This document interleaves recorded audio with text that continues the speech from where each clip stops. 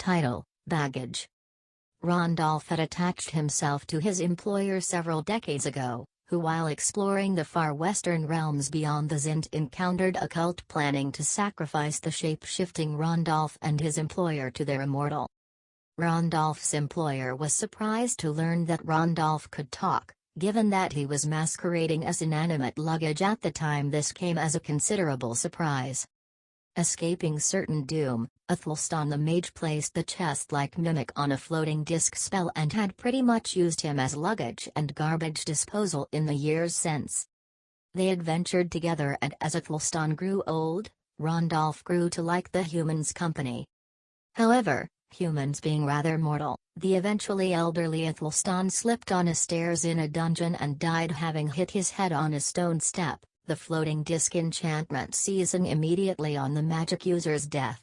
Rondolph was unable to simply abandon his employer's corpse, so he ate him, digesting the magic user's remains. Rondolph didn't eat Athelstan's remains immediately. He remained there, spilled on the dungeon floor with the corpse for several hours, licking his employer like a sympathetic pet that desperately wanted its master to wake up, yet knew deep down that that was not going to happen. Rondolph, greatly aggrieved, eventually pulled the remains of his friend into his maw and ate him.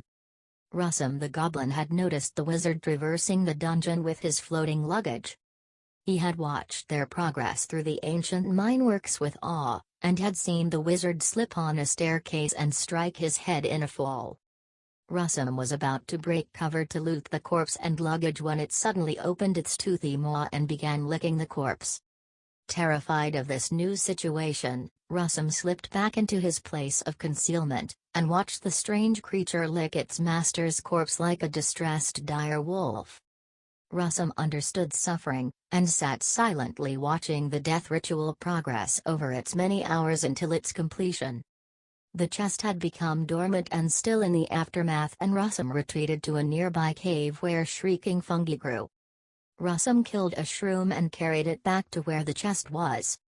He had no intention of being eaten, so he placed the dead shrieker on the ground within reach of the chest's tongue and retreated to a location that placed him in view of the shape-shifting chest. Russum waited for a while, and having dozed off was startled awake by a noise. The shape-shifter, pretending to be a treasure chest, was dormant, but the fungi Russum had offered as a meal was gone.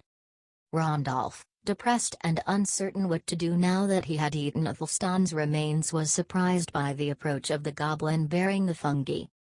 Athelstan had pretty much eviscerated the other goblins in the dungeon, so Rondolph was not particularly trusting of this new arrival.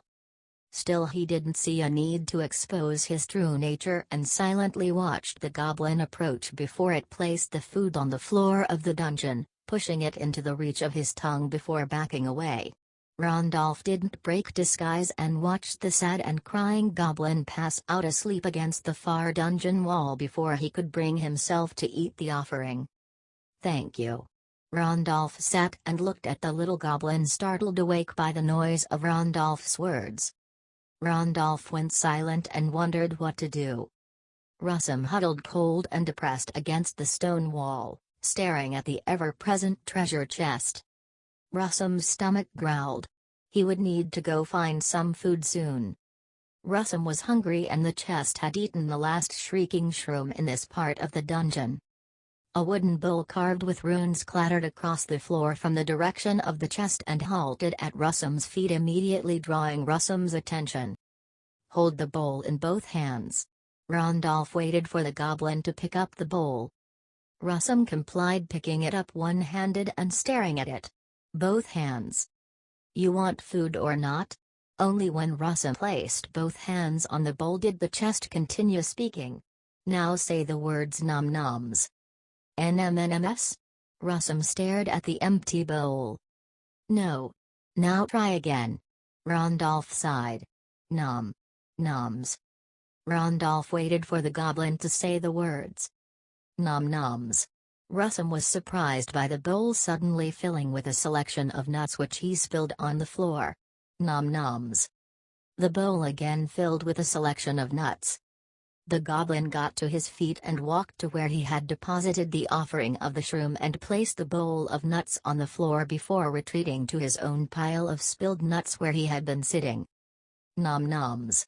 Russum smiled as he ate the nuts and watched the chest consume the similarly bountiful bowl of nuts that Russum had shared with the shapeshifter in gratitude of a free meal.